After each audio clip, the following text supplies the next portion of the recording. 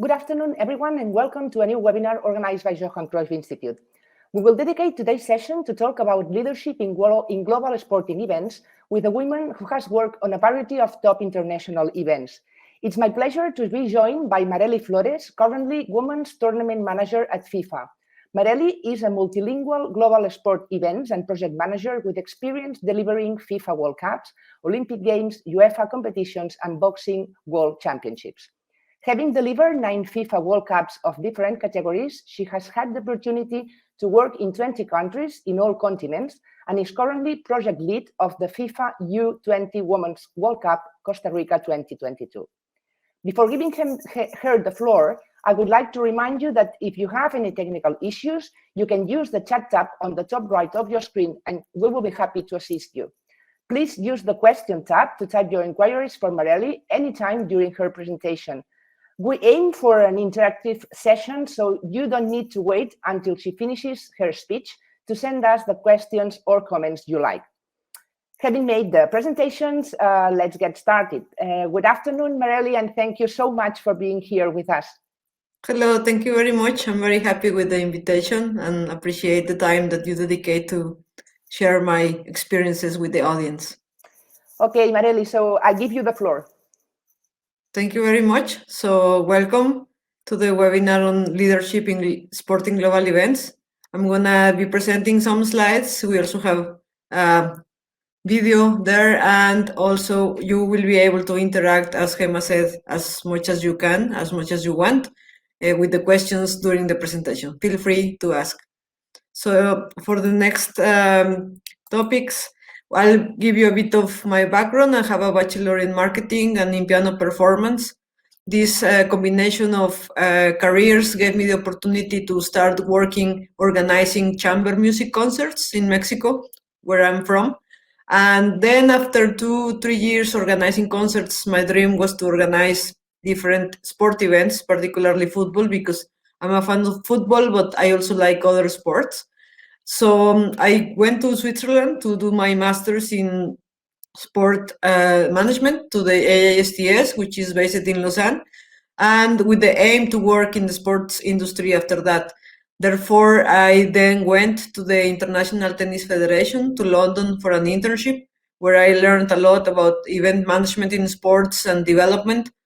Then I had the opportunity to join AIBA to do world championships and different event seminars, congress, technical development courses in many countries of the world and many also corners in different continents.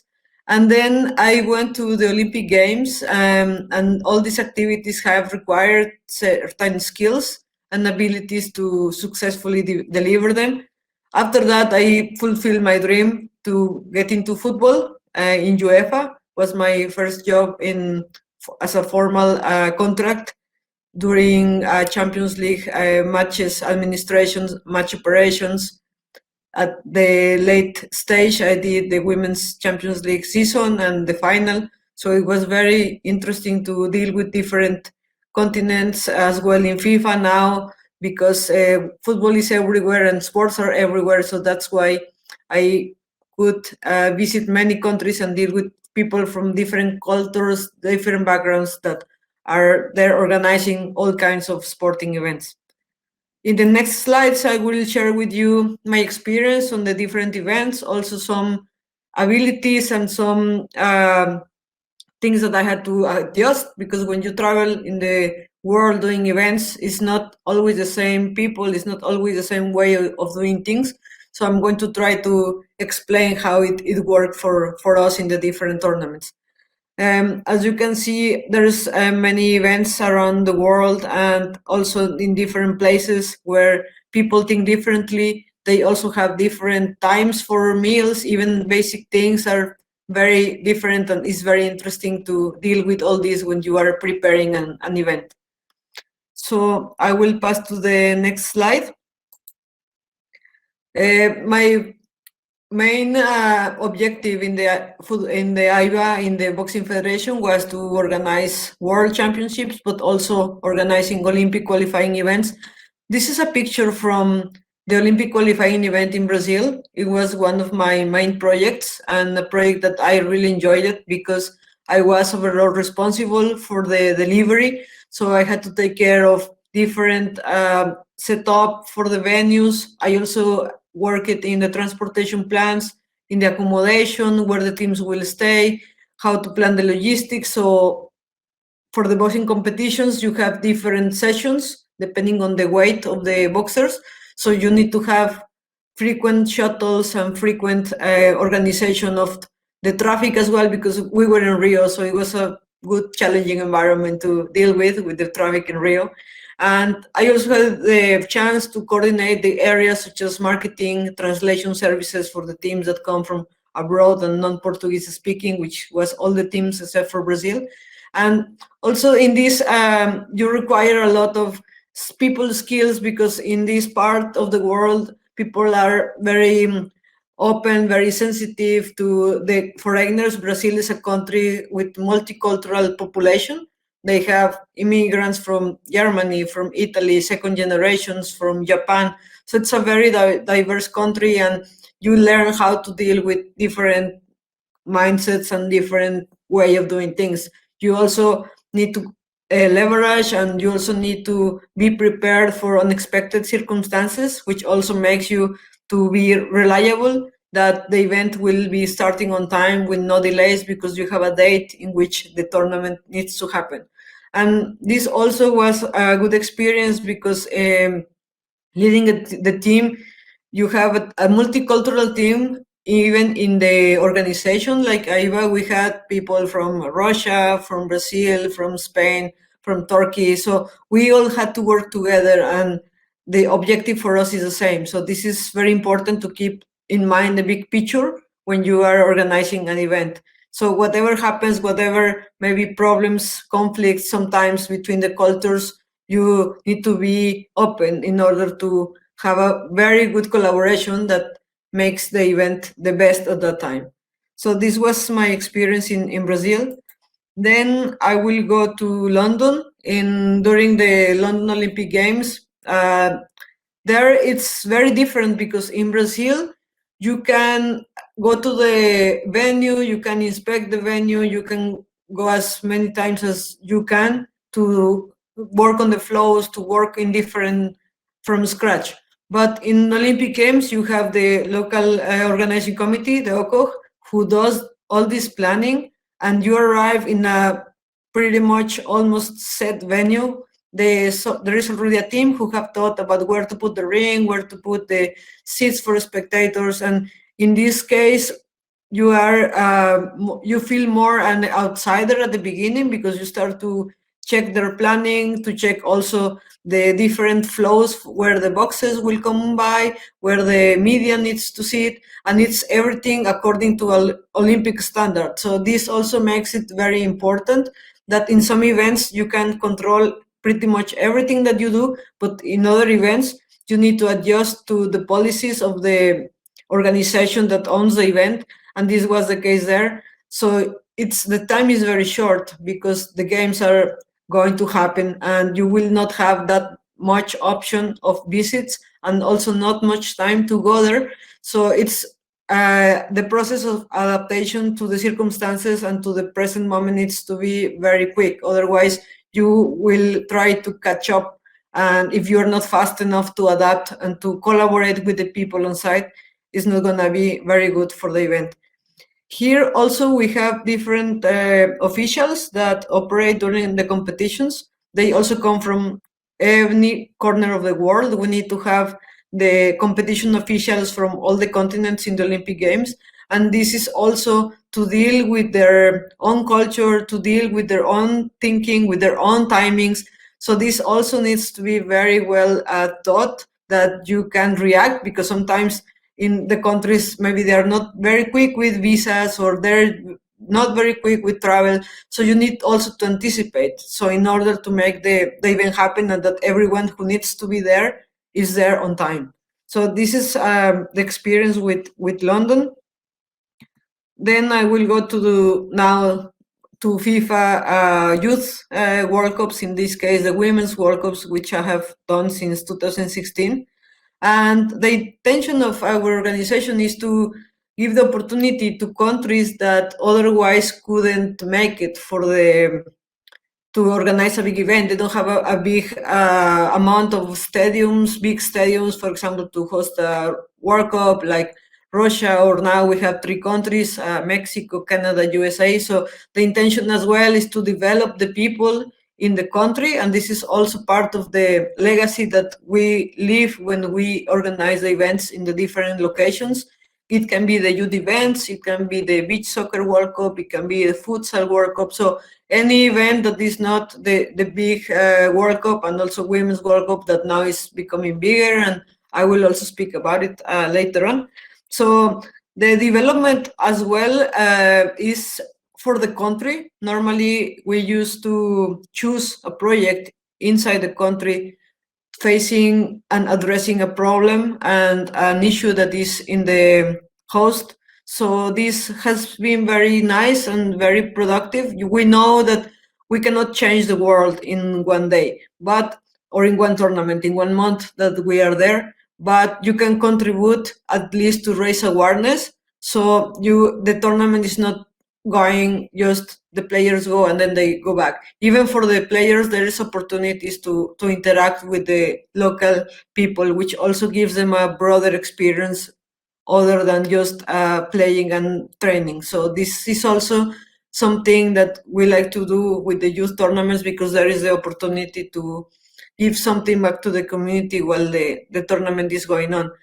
And another point on this is to have the lead and raise also the awareness that we have these tournaments to develop, mostly the under 17, to develop the players in the different parts of the world.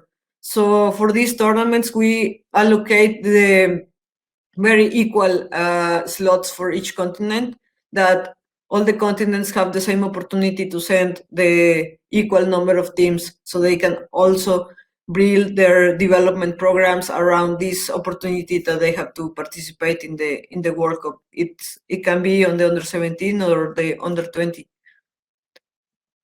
So these are I will show you 2 cases of very nice projects and very nice legacy of these tournaments. The first one that I did as a FIFA employee was the Jordan under 17 in 2016. And this event really changed the perception of the people around the world and the people inside Jordan for women to play football.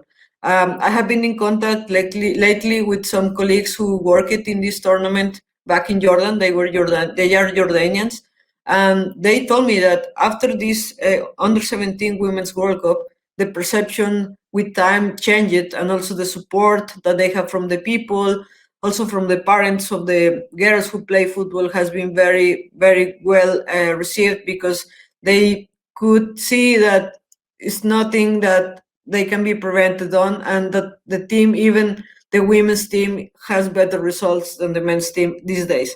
So this was also a project that it was the first Women's World Cup in the Middle East, which was a very important event for the development of football, for the women in the sports. Actually, the LOC on this tournament was led by women. All the key positions, the head of stadiums, the head of the tournament, the head of transportation, head of volunteers, head of team services, they are all women. And this was the opportunity for the country to empower the women and to change the perception of women in that region of the world. So they also were very, very good organizing committee. They renovated the pitches. These pitches are a legacy that is leading to the development of football there. So they are used by clubs, they are used by teams, with girls teams as well. And they also have an important impact on the development of the people, because sports is not just about playing. Sports is about developing the person. You have some opportunities to meet people that maybe otherwise you wouldn't meet just by playing football. You also have the opportunity to feel the teamwork, to feel the collaboration, to understand what teamwork is, because without teamwork you cannot win a match. So sports is also about this development of the person, and to have the opportunity in Jordan to organize this tournament gave also the opportunity to the refugees that are in the Satari camp to go out from the camp and actually see a football World Cup in their country. And these are very touching situations because the refugees normally don't go out from the camp. So for them was also the opportunity to see a sport event, to be part of the World Cup somehow. And it was a very nice tournament. They also took advantage of the tournament to do social campaigns against tabacism. Actually, this ad that is in the slide, it's the ad that they produced, and they won a prize for this campaign. So they really took the opportunity not only to organize a tournament, to leave pitches and stadiums as legacy, but also to involve the community and to give a message as social responsibility action. So it's the power of football and how also football can lead in the world for different social causes and also the development of the people. The next project, it was very special. It was very different. This one was in Papua New Guinea, so it's a country in the Pacific, very close to Australia. And in this country, it was very interesting to anticipate several things. That anticipation is part of this leading a team, and is part of making sure that things can happen, but you can prevent some of them. So in this country, it's mostly a rugby country. Therefore, there was not much infrastructure for football. So the fact that there was not that much infrastructure, it means that you had to import materials from Australia, from China, which are the closest big countries around Papua New Guinea. And this was very interesting because most of the countries you go and you see pretty much football pitches from time to time when you're in the road. But here, there had not even that. So it was also to grow the sport in that region, to raise awareness. And there was a very nice governmental action. So as the country is very far and it's not very easy to get there, you have only flights certain days of the week. And I assume now with pandemic is even more difficult. But at the time, the government, what they did is like, okay, the teams are coming from far away. They are under 20 persons. Their parents might not be able to make it because for whatever reason. So the government organized groups of supporters. So they organized local people to be following the teams in their different matches. So for example, in the picture here, you can see Japan. So there was a group of people from Papua New Guinea whose mission, organized by the government, was to follow Japan in all their matches. So this really helped to fill in the stadiums, helped the people to be involved in the tournament in their country, and also helped the players to be seen and to feel the environment of a World Cup. So this was a very special action that they did there. Unfortunately, in Papua New Guinea, there is an issue that the federation wanted to raise awareness, which is the violence against the women and the kids. So during some matches, there were the campaign was shown with banners and messages from the team captains in order to raise awareness. And there were some other activities going around during the tournament to help the government to raise this campaign on the eyes of the public and the eyes of the world. So this was also a nice project that was there. For the tournaments, you need leaders. So you need a leader or leaders in different countries, in different stadiums. Therefore, the people who were organizing this Papua New Guinea in 2016, they were taken to Jordan, to the previous tournament, so they could see how to lead a venue, what the venue managers did, what the people in the stadium working was doing. So this is very important because the legacy from Jordan at that moment served the purpose to train the people who were having the next tournament. So it's also the vision of bringing the people who are organizing the next event to the previous event. In many organizations, we have the Observers program. This was an Observers program. So this is very important because they you can tell them, you can send them documents, you can explain them 1,000 times, but if they have never seen an event like this, and mostly because they don't have football, they didn't have much football infrastructure there, you cannot really replace the experience on site with what they see with papers and documents. So we decided to have our venue managers of the stadiums in Papua New Guinea in Jordan, so they could learn and then they could implement this knowledge in their tournament.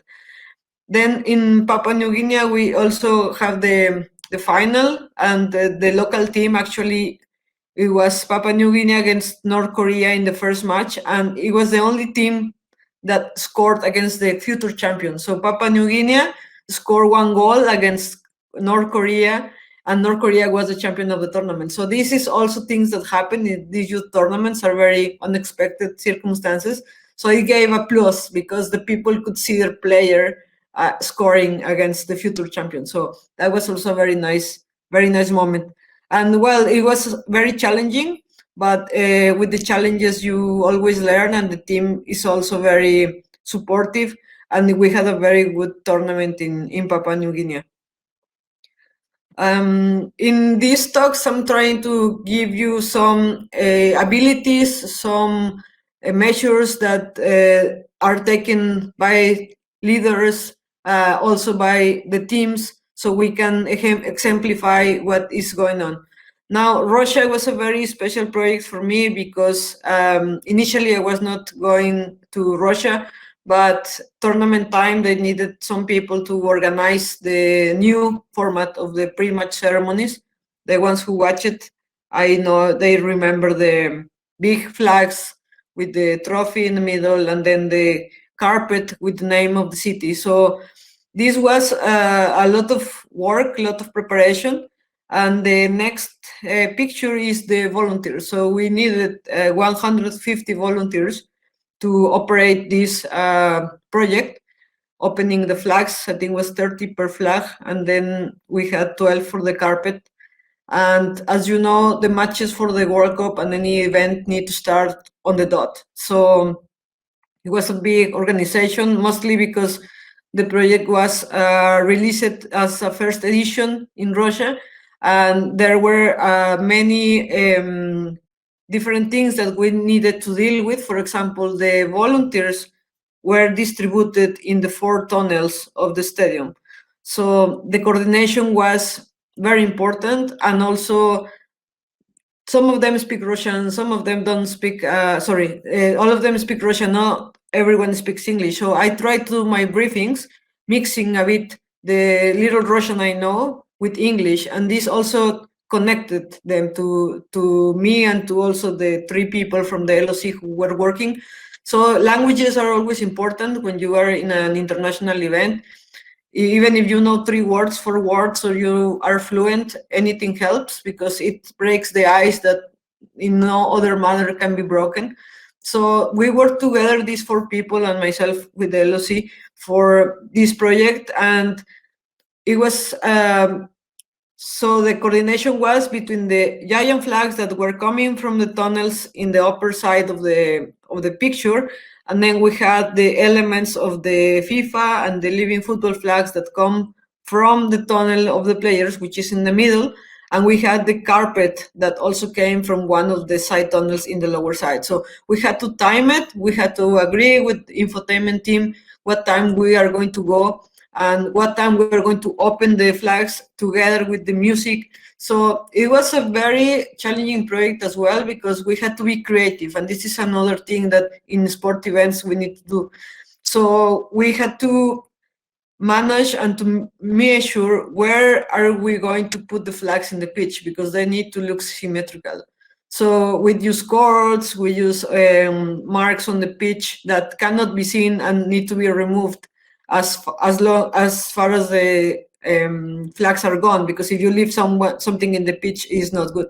So we had to think in all these different solutions, and it was at the end very nice, because when the volunteers were placing everything, and then when the flags were opening with the cheering of the crowd, it was just an amazing moment. And I think that for the volunteers was also a very nice experience, and that's another thing that you need to take into account.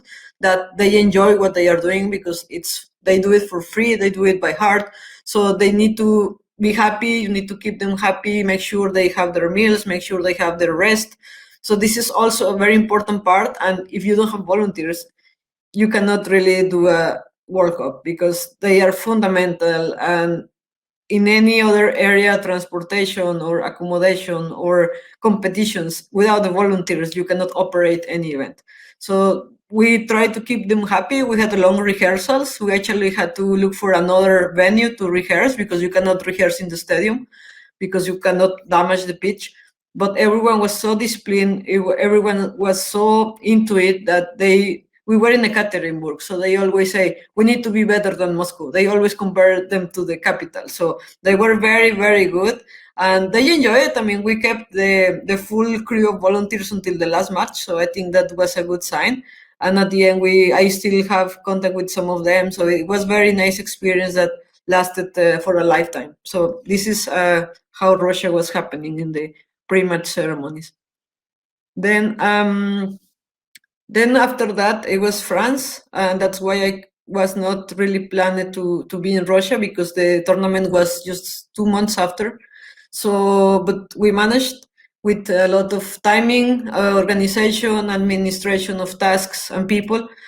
Here in France, it was very interesting, because it's another under 20 World Cup, but apart from that, the people were aware of this tournament mostly in the Bretagne part, in Brittany, which is in the northwest of France.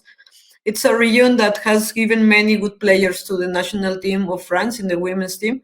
And I was in different projects, such as the training sites, and this was a very good project, because it gave me the opportunity to go around France in road trips. Like, I needed to find 16 very good pitches with good facilities for the teams, such as dressing rooms and distance to their hotels. I visited maybe 30, and then for Women's World Cup, I also did the same project, so I visited a bit of more, like 50. But this project was very interesting, because it's not the capital, it's not Paris, it's not the big cities, but the people there were very receptive, and also understood that even women under 20 players can be very professional, and the teams are very professional these days. I mean, more than even 2-3 years ago. So this is an evolution that is going on, and this tournament helped to change the perception of the people in that region of France, because they were not very aware of how big is the under 20 Women's World Cup in terms of development, in terms of professionalism. We were asking lots of requirements, but maybe at the beginning they are a bit hesitant to follow what we say, but then we explain them. We also make them aware that these are professional teams, and when the teams arrive there, they realized why we were asking for all those things. So this is also about having the ability to speak to the people, to explain them why you are asking for a certain requirement, or why things need to be like that. And it also helped that I speak French. So in this tournament was very fundamental, because the people in that region didn't speak much English, or they didn't want to, even if they can. I'm sure they can, but they feel more comfortable in their own language. So this is also something that helped me to interact better with them and set the requirements that we needed for the teams. And I think we also had in this tournament the legacy on the pitches. So pitch management is a full science on itself. There is a professional institute in London that gives these courses for people who take care of the pitches. And this knowledge of pitch management was left to the training ground keepers of each of these training sites that we used. So they had workshops with our pitch specialist, and this is something that it's for them, because it's education that remains for them for their lifetime. So this was a very important project as well, to raise the bar and to give the opportunity to the people to know better how to maintain their pitches for their facilities. So next one, I want to show you a video. Thank you. Thank you very much. Well, this was the video for the next project, as you all know now. So I was fortunate enough to be leading the projects for training sites, match operations, and co-leading the venue project. So I visited the stadiums maybe 5 times before the World Cup, which was very good to make sure that all the preparations were going according to plan. In this tournament, we also try to lead the way on the pitch preparation. We have an amazing pitch management team, and the training sites were very well maintained, and they also had the impression as you are in the stadium, as you can see in the picture below. So this really gave the teams the opportunity to use the training sites and feel as they were in the stadium in terms of technical tactics and all the aspects that need to be taken into a training. So we only used very few very little the pitches before the matches, because we wanted the pitches to be in the best state for the matches. So the teams were very happy with the training sites. They were there very frequently, and this is very important because for us the main asset in a tournament is to have a good pitch. So this was a very good project. For this one, we also gave my colleagues from pitch management gave the training to the groundskeepers some months in advance, so they can accordingly be preparing the fields for the teams when they come. And in France, there was also the opportunity for the community training sessions. This is that in every town where the training pitch was located, there was also the opportunity for the community to go and see the players. And this is nice for the players and it's nice for the community because they feel that the World Cup is happening also in their towns, in their cities, and also gives a good fan base, so people get interested into it. Or if they have never watched a match or they cannot go to the match, at least they can have an idea or a glance when the teams are in the training site. So in this World Cup, it was really the intention since the beginning to raise the bar. We even were more people involved from our team internally in this tournament. So it was a very good tournament. It was really also for football, for women's football, for women in football, for women making an impact in other aspects of outside the pitch, outside football. So this was a very, I think, strong milestone for the women and all this worldwide movement that is going on since a couple of years ago. So here are some figures. I'm not going to read them all, but we reached our goal of having more than 1 billion people watching, and also the ticketing goal was achieved. We had as well, different from other previous World Cups, we had one dedicated person to go with the team and promote the activities that the team were doing. So this is the team media crew, and also there was one person actually sometimes from the country of the team that was with them to do videos for YouTube, videos for other social media, and to share stories about the players so the people could get more involved and know more. Because unfortunately at that time, and still we have a room for improvement, is that the players don't have enough exposure. But now with the new formats of the competitions in UEFA and also in other countries with the clubs, that they are getting more exposure on TV to be known, and that people start following them, and then they get more engaged into watching the matches. Even sometimes we ask people, why don't you come to the World Cup, or why don't you watch a match? They say, no, I don't like it. I don't like women's football. But then you ask them, have you ever watched the match? They say no. So how can you say that you don't like it if you have never experienced it? So I think that's very important that now there is a bit more opportunity to watch it.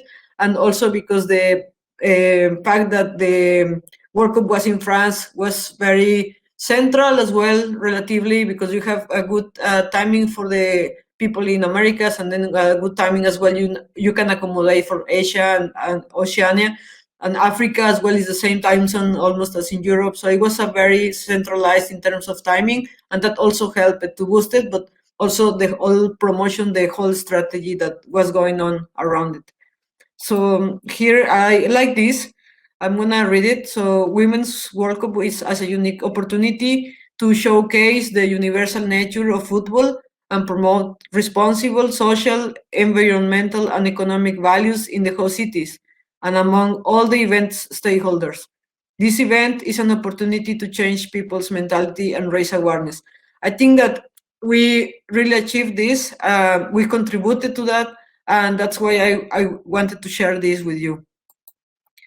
Then we have other events such as the Beach Soccer World Cup. Here we have a hybrid format. We work with another company to make it happen because this organization does all the beach soccer matches around the world the whole year, but we have the prime product, which is the World Cup. And this was more to adapt their way of working with hours. And also the split of tasks is not always clear. So it's something that we also have to work with, and the team effort that it requires, because we need their know-how on their daily, monthly, yearly experience in organized matches of beach soccer all over the world, and then our FIFA standards. So this is a very close collaboration that we have for beach soccer. I have had the chance to work in futsal, in beach soccer, in women's, in men's tournaments. So I like that I have an overview on the scale and the scope that every tournament is preparing for the final tournament. Then I'll go quickly to futsal. So this was challenging because, as all know, there were many events that were postponed, including the Olympic Games. So it also affected our futsal World Cup, which happens only every 4 years and is indoors. So perfect for COVID, no? So the postponement gave us a bit more of time to think about the measures, to think on also the governmental and our policies for the players, for the teams to be safe. And this was very important because we need to develop COVID protocols to keep everyone safe, and that everyone also feels safe and knows that there is a procedure, a clear guidelines on what to do if that happens or how to prevent it better. So this is a very full-time project just to deal with the COVID protocol and the COVID measures. And also because it was indoors, the government was also taking the measures on this. And fortunately, we could have it because also some months before you don't know if these events can happen. And the new format as well for some of the venues, and it's normally done in basketball venues, so you need to adapt to the futsal, and also the lines for the TV and the media are different. So it's a very interesting project, and it was very good to have it because you think not only on the maintenance of the pitches, that in this case you also need maintenance, but there is other aspects that you need to take into account. For example, in these indoor venues, it's much easier to have lights and to have some more infotainment with the cube. I think it was a very good idea to have them in all the 3 venues, and where this is where our challenges in the futsal World Cup. So I will just mention briefly for Costa Rica, we are also having different challenges, but this tournament was also postponed.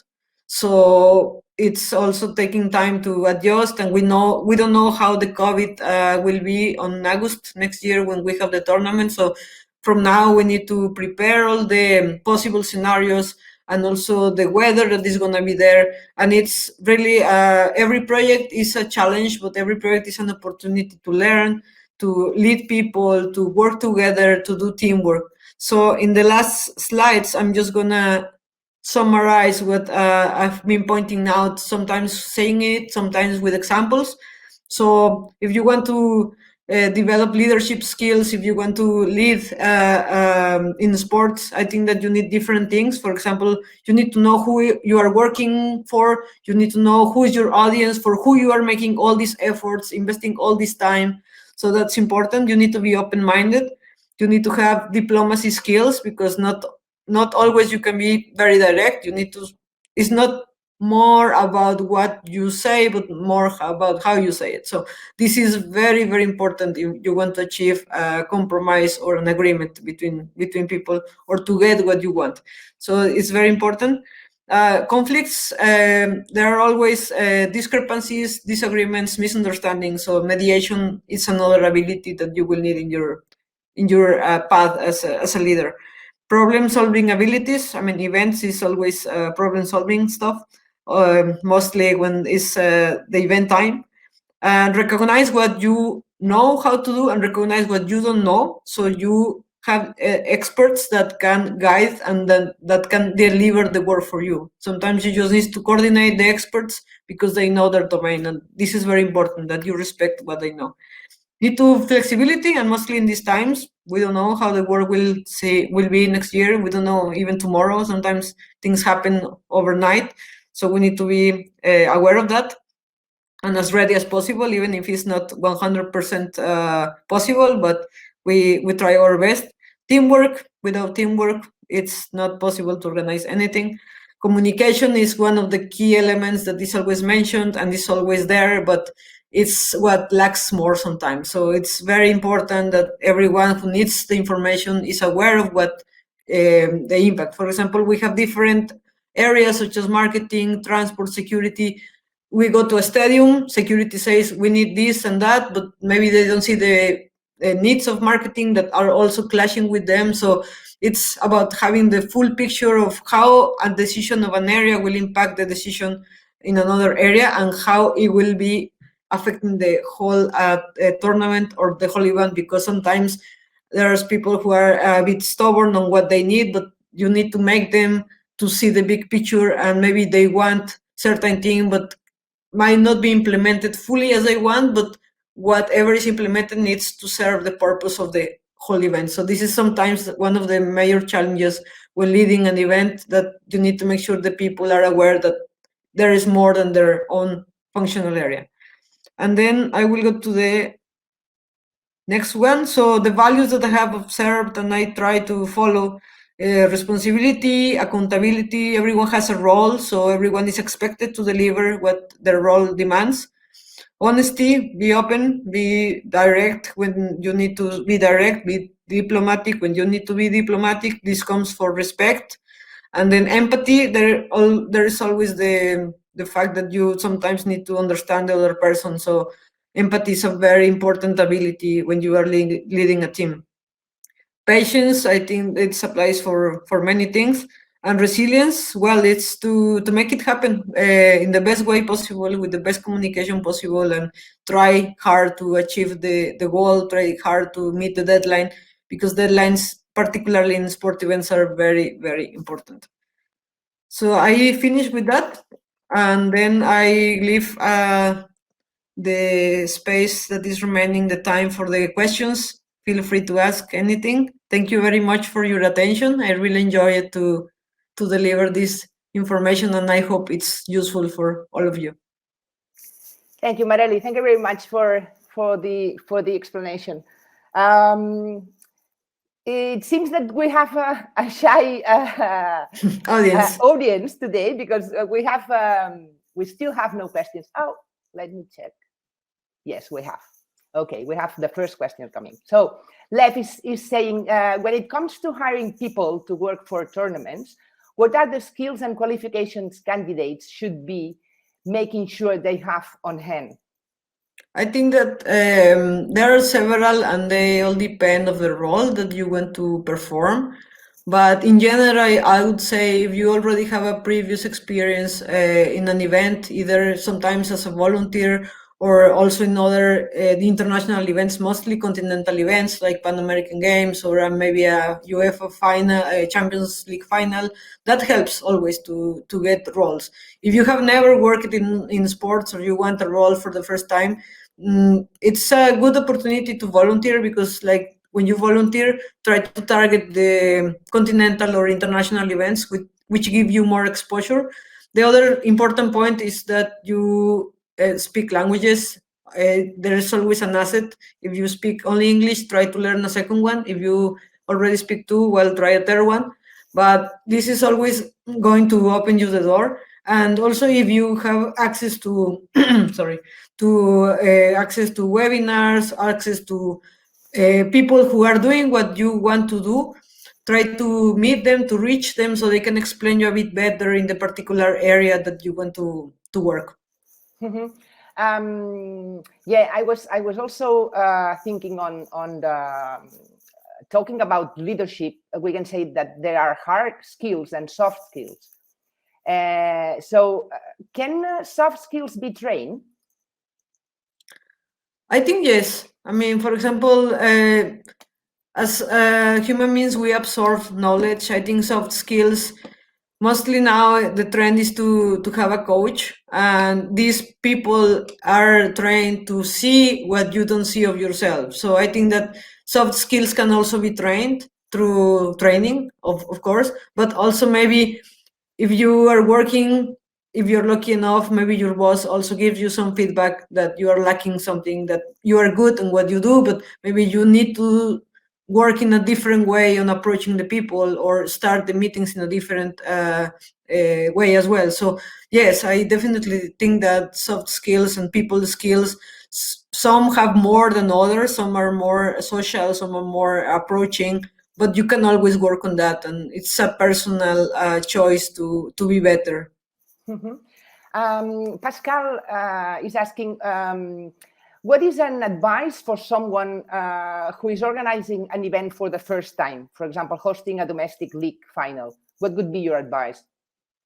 Well, I think that it depends on which kind of event, but in general, also in the internet, there are many.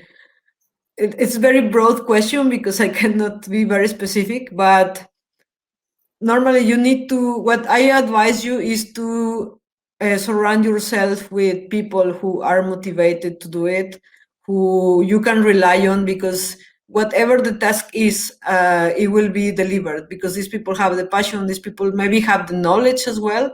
And in order to organize a competition, you need people that you can trust, and I think this is the most important. If you put the example of hosting a domestic league final, well, maybe take into account who is your target audience, which teams are playing, when do you want to play, if you have the materials and the pitches available, if not, if you will source them from a company, or if you will need to hire a transport company, which kind of promotion you need to do. So it's thinking about the whole event. I also maybe recommend you, there is a very short course in the platform of the IOC. It's called Athlete 365 or 360. I'm sorry. It's either one or the other, but there they have a sport management course, like crash course. You can finish it in 1 hour, 1 hour and a half. And they really give you like a very good overview on everything that you need to think about. I mean, I can explain you, but it would be too long here, but it's an option that you can use. You just need to subscribe to sign in, and then the courses are available for everyone. Constantinos says, if you have skills and you have followed a lot of seminars, but you have no experience at all, the sports field is open to give you an opportunity to begin working in the field. How does it work? No, I think it's good. I mean, education always helps, and it's always good, and it's nice that there is a lot of courses, but what really counts is the hands-on. So I advise you to get involved, get your hands on the ground, and try to volunteer in the local events that there are in your community. If you have the possibility, try to volunteer in bigger events, and maybe one or two will give you a very good understanding of how it works. As I mentioned, we can always send documents, we can always explain, but if you don't live it, you lack this operational experience that will help you to eventually get a position or an opportunity to work in a sport organization.